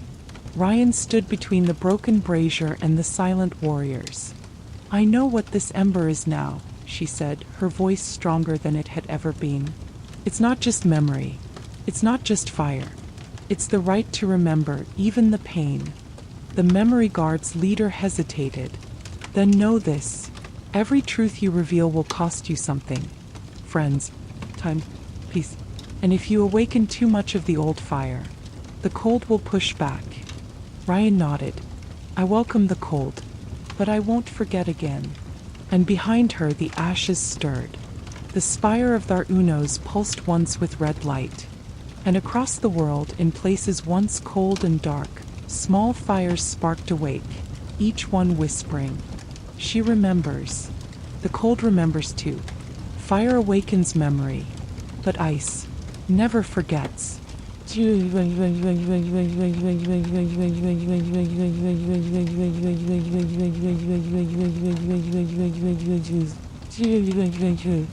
Prologue. The Other Flame.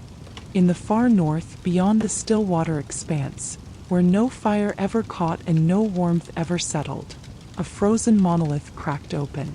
Inside, a figure long entombed, still breathing. A man, not old, ancient. His eyes glowed with pale blue light.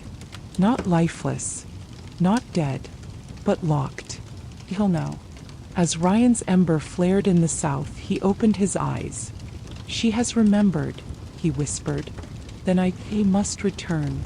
He rose from the ice, and the air screamed.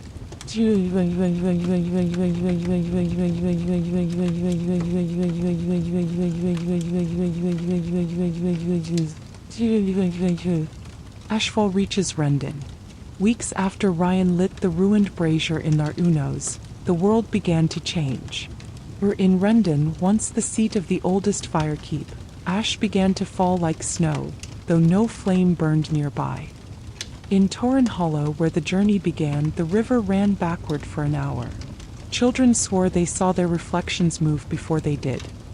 In the sky, a second sun appeared for 3 nights, dull and white, never rising, never setting.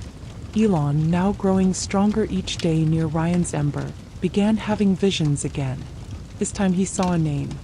Terry's. Isra gasped when she heard it. That name was struck from the old flame books. They called him the White Ember, the fire that turned on itself.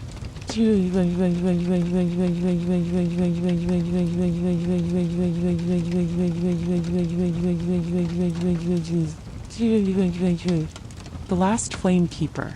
To find out more, Ryan and her companions seek the last living keeper who trained in the old ways. Vena, once called the Flame Without Ash. They find her deep in the caves of Grand Shale, living alone with a blind crow. Vena, wrinkled but sharp-eyed, listens to their story, then grows cold. Terry's was not forgotten. He was buried. Kaler was a flame of memory. But Terry's, he was fire's shadow. The need to erase, not preserve. She looks at Ryan's glowing chest, at the ember fused to her heart. You've called him back, and now he'll come for what's left of the warmth.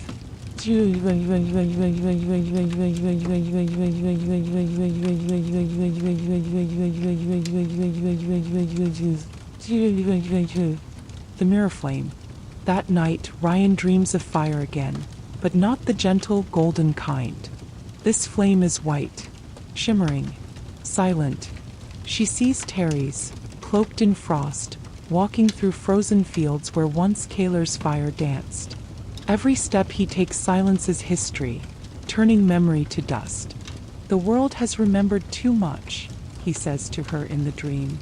Now it must forget again, completely. She wakes in a cold sweat. Outside the cave, the snow is burning. Not melting, burning. Quiet, blue, unnatural flame curling over every drift. And in the distance, a single horn sounds. A call from the north. Terry's is awake.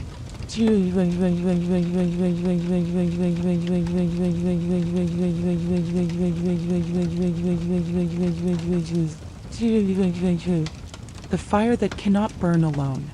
They flee Grand Shale and descend into the Stone Pine Vale, where stories say Matcha once kept her final sanctuary. There they find a sealed circle, a ring of ancient flamekeepers' masks buried in tree roots. At the center, a bowl of frozen fire. Elon reaches out, and it flares with gold briefly, then turns white and dies. Ryan steps forward, hand on her ember. Fire cannot survive alone anymore, she whispers. Not in truth, not in memory. She places her hand in the flame. It does not burn. Instead, the bowl lights, half golden, half white, balanced.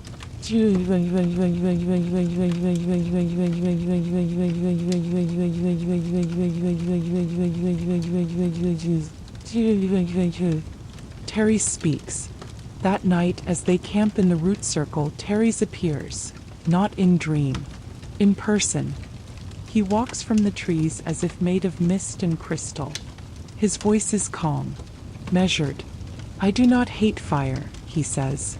I was born from it as you were. But it lies. It remembers what pleases it, not what shames it. He looks to Ryan. Your ember burns for truth. But some truths kill peace. Some memories enslave the world. I offer silence, not death. He holds out a hand. Give me the ember and I will freeze all grief. No more loss. No more burden. Only stillness. Ryan hesitates, but then she sees Elon step forward, eyes fierce. The cold remembers too. The followers of stillness. Word spreads across the fractured lands. Terry's walks again. At first whispers, then silence. Whole villages vanish, not burned, not razed, but erased. Empty homes. No footprints. No ashes. Only snow and walls without names. Soon, Ryan hears rumors of a new order forming under his name. The White Mantle. Scholars, elders, and wanderers who believe forgetting is the final kindness. They wear no armor. Only blank masks. Their mantra spreads like frost. Truth binds. Memory burns. Lay it down. Be still. Even some former flame keepers bend the knee. Even some Ryan knew.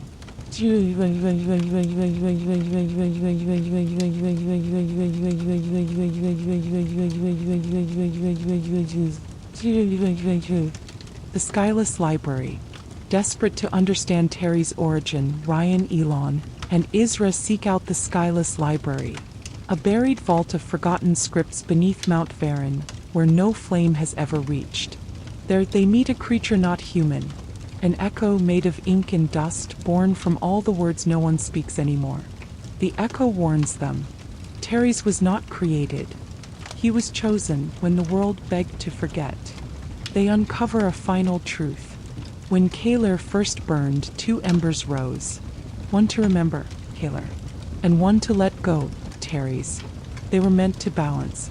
But Kaler was chosen. Terry's was sealed. Now the silence seeks to reclaim its half of the world.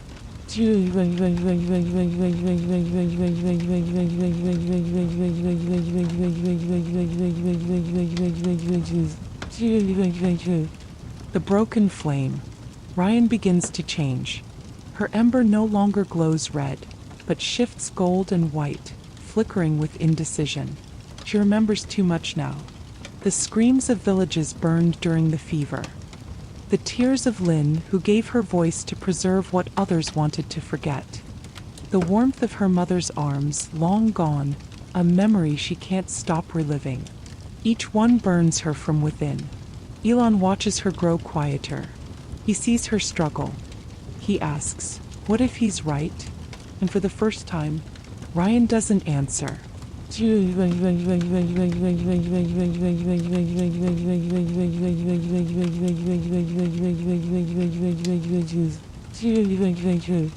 The choice beneath fireroot. The climax begins beneath the twisted roots of the fireroot tree, the last living symbol of the pact between Kaler and the Flame Keepers. There Terry's waits. So does a final spark, Kaler's last memory, sealed in the core of the tree. Ryan arrives alone. The others have scattered, some to rally Firekind, others too afraid to watch what comes next. Terry's greets her. He no longer looks like a man. He looks like a statue of mourning, carved from cold light. You are tired, he says. You carry too much. Give it to me. Ryan lowers her hood, and for the first time she lets the ember shine fully, golden, white, flickering, bright. I am tired, she says. But that's not weakness. That's memory. She reaches into the fire root, pulls out the last ember of Kaler. Two flames, one of truth, one of forgetting, and she holds them both.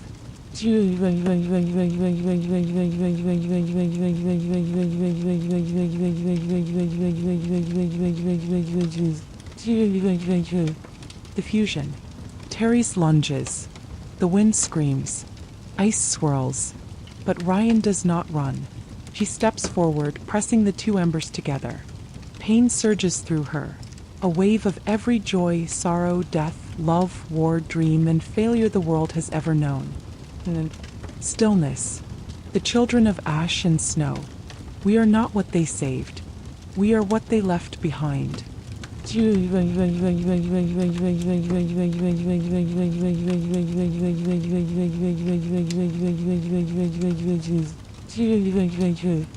Prologue. A generation without flame. 50 years have passed since Ryan fused the twin embers and vanished beneath the fireroot tree.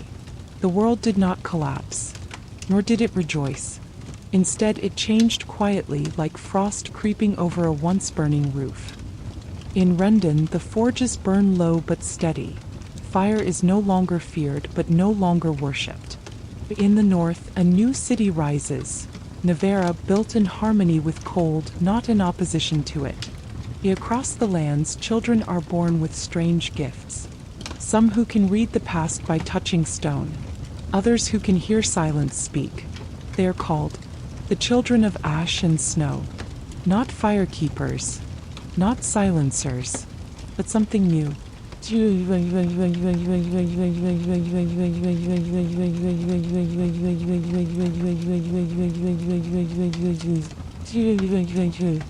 The girl with the hollow voice. In the market town of Vey Hollow, a girl named Nima turns 12. She has never seen true fire. She has never heard the full silence. But every night she dreams of a tree of flame and ice and a woman with no face whispering, "Ask the ember who she was. Ask the silence who she became." On her 12th birthday, Nima's voice vanishes. But not in sickness. It is when she stops speaking. She can start hearing things no one else can. The grief in wood carved by a mourning hand. The forgotten name of a river. The voice of a bird that died last winter. And in the wind, Ryan is not gone.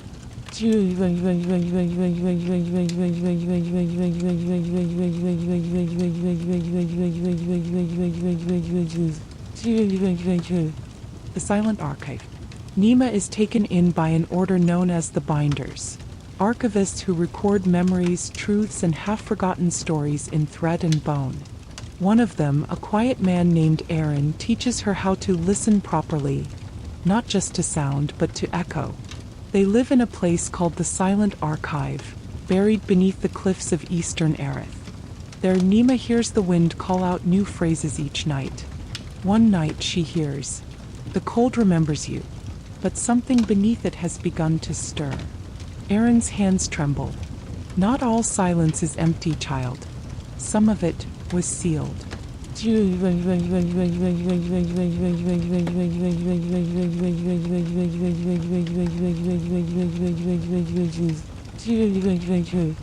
The hollow reawakens. Far beneath the fireroot tree where Ryan last stood, the stone shifts. A crack opens. Not fire, not frost, but shadowlight, the third thing the ancients refused to name. An old power. Not memory, not forgetting, but rewriting. And it speaks only once. If you don't like what the world became, start again.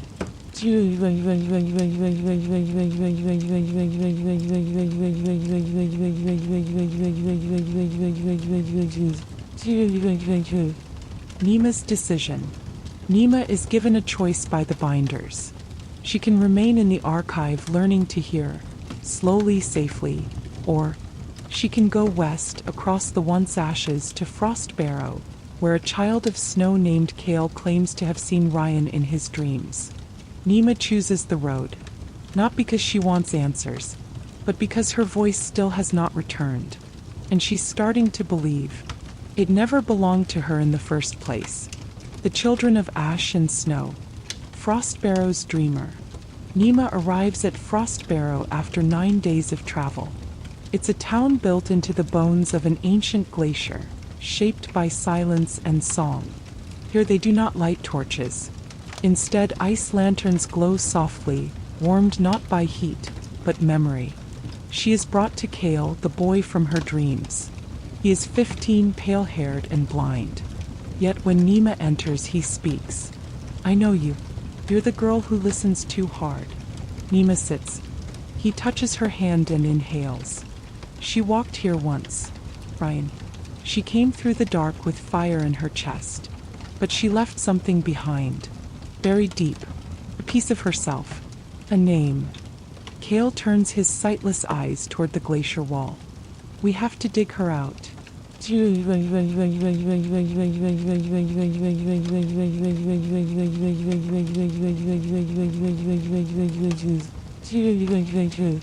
The song below the ice. With pickaxes and gloves, they begin carving a path into the glacier under the full twin moons. Kale hums old songs from the binders, tunes meant to keep silence calm. Nima feels the echoes twist under the ice as they work. On the fourth night, their picks strike bone. Not human, but woven, like a ribcage formed of melted and refrozen flamekeeper masks. Inside it lies a stone tablet etched in both fire runes and snow script. Nima runs her fingers across it, and hears Ryan's voice at last. If you found this, I failed. Or, maybe I knew you'd need to begin again. The ember I fused was never the end. It was a seal. Below this glacier lies the root of the old flame. The one before Kaler. The fire that asks no permission.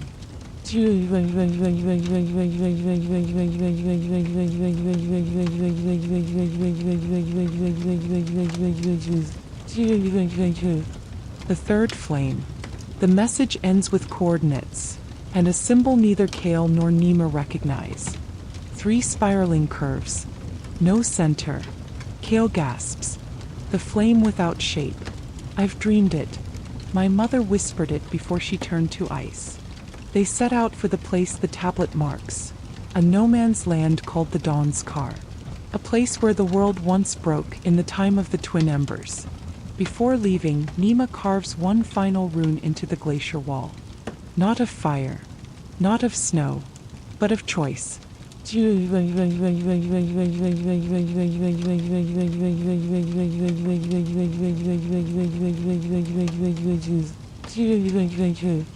The Dawn's Car. The Dawn's Car is wrong. There is no sky, only a thick veil of gray light, like the underside of memory. The wind here carries no temperature. It simply pushes. And at the center of the scar, beneath broken black stone, a crack glows faintly. It breathes. Kale reaches for it, and is flung back by a pulse of non-light. Nima steps forward, and the voice returns, Ryan's voice, but older. Warn, you are not meant to carry what I carried, but you are meant to choose what comes next. The crack opens.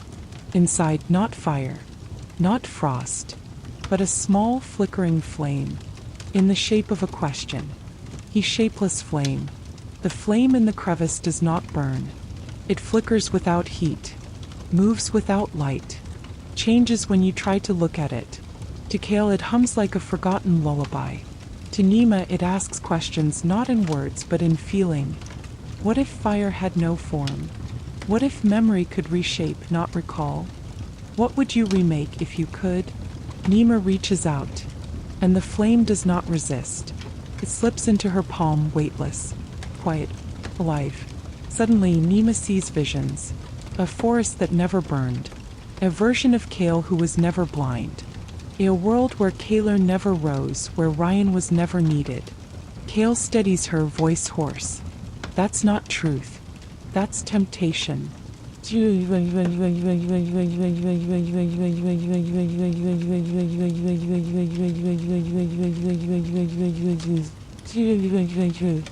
The echo of Ryan.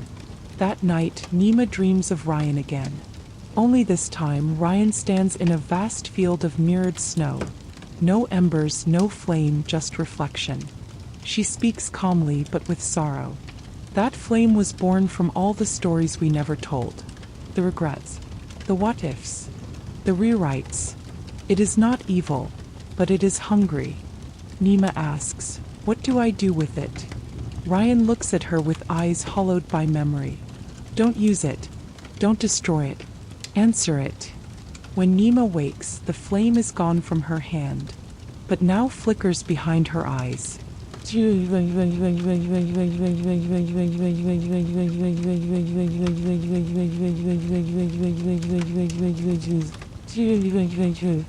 The first rewrite.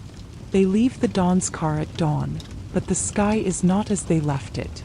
Where once were 3 moons, now 2. Kale stares up. It started. The flame.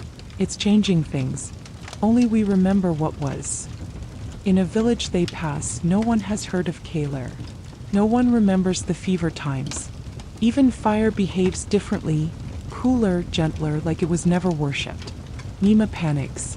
I didn't ask it to do this. You didn't have to, Kale says. You felt it. That's enough. The shapeless flame rewrites not with will, but with desire. And Nima is full of longing.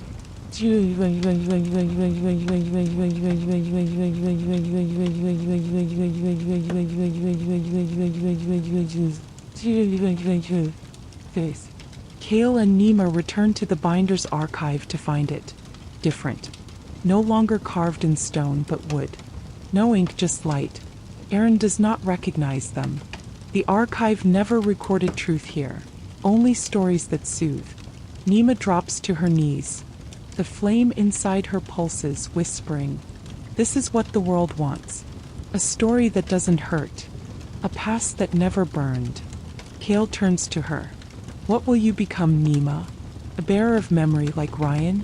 Or an author of mercy and illusion?" The severance. Nima stands before the transformed archive, its walls now warm and welcoming, its shelves filled not with memory but with comfort. Every record ends happily. Every tragedy has been softened. No one speaks of Kaler, the fever, or the embers. Kale is pale with fear.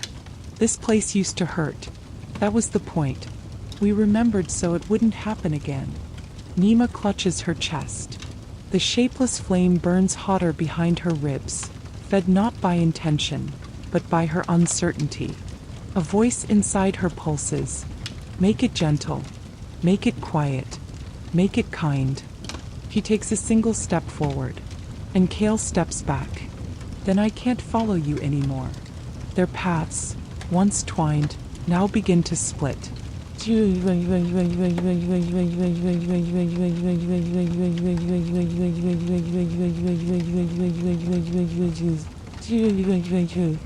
The order of unmaking. As the world quietly reshapes under the shapeless flame's influence, a secret group begins to act in the shadows. They call themselves the Order of Unmaking. You descended from old firekeepers and frostseers, sworn to preserve unaltered memory, armed with relics of pre-written truth, stone-etched voices, flame-locked diaries, and ice that holds dreams. Their leader is Toval, once a friend to Ryan, long thought dead. Toval speaks a simple creed.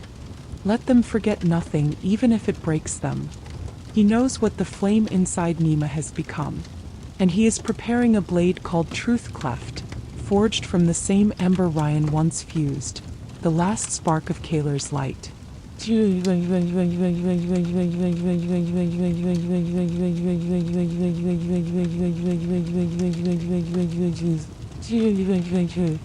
Nima's reflection. That night, Nima dreams of two versions of herself. One burned, her hands black with memory, her back bent from bearing the past. The other bright, eyes full of peace, surrounded by smiling children in a world without history. And then a third. A Nima made of ink and ash. Undefined. 15. No face. No voice. This one speaks. You are not fire. You are not frost. You are the gap between them. And you must choose, before the world does it for you. She wakes in tears. Outside her tent, Kale is gone.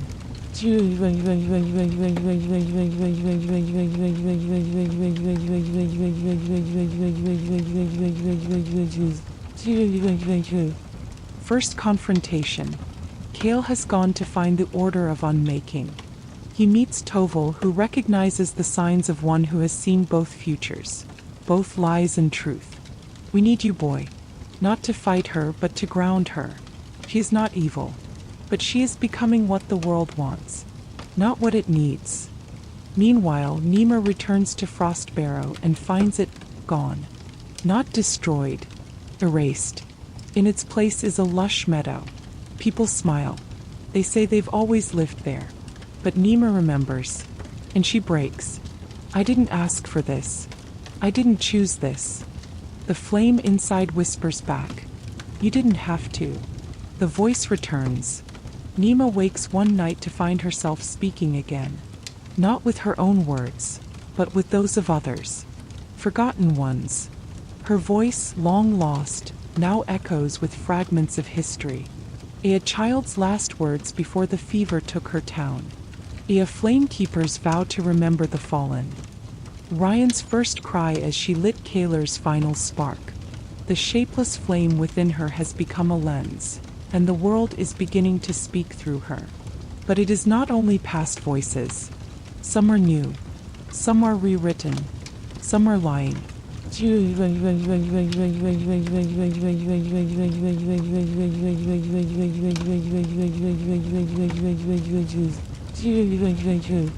The Ashbinder's warning. Kale journeys deeper with the Order of Unmaking and meets the Ashbinders, a hidden sect who were once charged with protecting stories too dangerous to be told. Their leader, Morel, shows him a black scroll, a flame-bound scroll sealed with Ryan's true voice. Inside is a single phrase: "If the shapeless flame speaks in your own voice, run." Kale realizes Nima isn't controlling the flame. It's studying her, adapting, trying to become what she will listen to most, herself. And that means she's close to letting it fully rewrite the world in her image.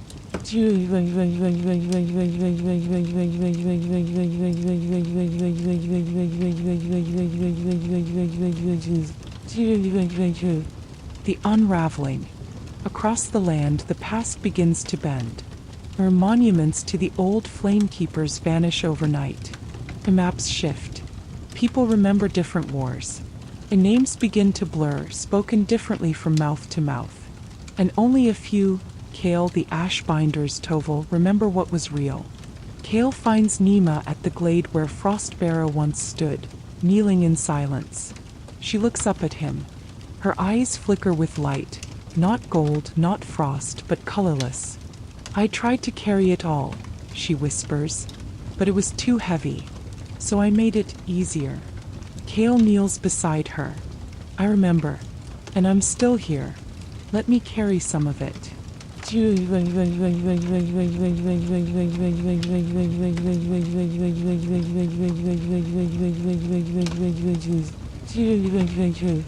The still point.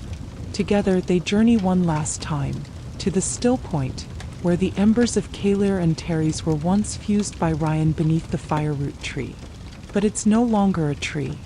It's a mirror, impossibly tall, growing from the earth. Reflects not who they are, but who they might have been. Nima sees herself, free from pain, surrounded by laughter. The world at peace but hollow. Kale sees himself blind and afraid, but real. They step forward together. The shapeless flame pulses. One last time. Do you want the world as it was? Or as it should have been? Nima lifts her hand. Kale doesn't stop her, but he holds it.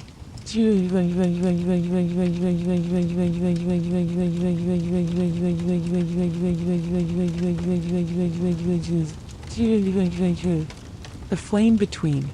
Nima does not destroy the flame. He does not feed it. He speaks to it, for the first time with her own voice, unborrowed, unwarped, unafraid. The world does not need to be perfect. It needs to be honest. And with that she breathes into the flame.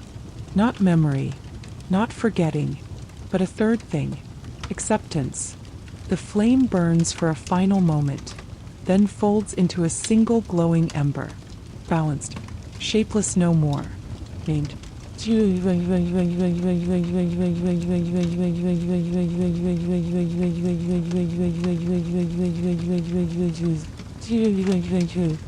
Epilogue. The flame of the third voice. Years later, children speak of the third flame, not one of fire or frost, not even memory, but truth carried lightly. The order of unmaking dissolves. The Ashbinders go silent, and Kale writes the first new archive entry in 50 years. This is what happened. At least this is how we remember it. And that must be enough. Nima walks the land, now a quiet wanderer. No one remembers her as the girl who almost rewrote the world. Only as the one who listened. The Emberless Age. When no one remembers the fire, what burns in their place? Prologue. The Year of No Sparks. It has been 123 years since Nima and Kale brought the world back into balance. No wars. No rewritten history. No embers left to guard or fear. The three flames, Kalir, Teres, and the Shapeless, are now myths taught as allegories in schoolrooms. People cook on stone heat and bury the dead with quiet names. The flame keepers, silencers, and ash binders have vanished. Only one place remains sacred to the old ways. A forgotten ruin called Mirror Deep, where a voice once chose truth over peace. Most avoid it, except for a boy named Ren. Ren of the Hollow North. Ren is 15, born with no shadow. When he stands in sunlight, he casts only a faint blur, as if the world isn't sure he belongs. He hears whispers in still air. Not voices, not words, suggestions. When he was small, he asked his mother why no one lit fires anymore. He said, because no one remembers how. But Rin does. He sees it in dreams. A golden flame, coiled like a question, burning not on wood, but on memory. One night, he walks alone to Mirror Deep, and something waits for him. Not a flame, not a relic, but a book, sealed in iron, warm to the touch, entitled in an alphabet no one speaks anymore. The Book of Untelling. When Rin opens the book, it does not reveal words. Asks, what do you wish you never knew? He laughs. Then he speaks. My brothers scream. When the ice cracked. When he fell into it. When no one could save him. The page darkens. And the next morning, Rin wakes in a world where he never had a brother. His mother no longer weeps. The ice never cracked. No one remembers. Except Rin. In the book, The Emberless Truth, Rin begins testing the Book of Untelling. A scar vanishes. A lost pet returns. A cruel memory fades from a friend's face. But each time something disappears, Rin feels lighter, as if part of him is being scraped away. Not killed, just unwritten. And when he stands in sunlight, he no longer casts any shadow at all. The Pale One. Rin returns to Mirror Deep to bury the book. But he finds someone waiting. A girl, pale, silent, her eyes like smudged glass. She introduces herself as Tessa. You've opened it. The book. Rin asks. No, she replies. The door. She shows him a scar behind her ear, shaped like the sigil of Kalir. But that shouldn't be possible. That flame was burned into myth. Tessa kneels beside the book. This doesn't erase pain. It stores it, and when it fills, it gives birth to a flame with no past.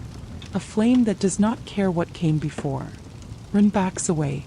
The book begins to hum.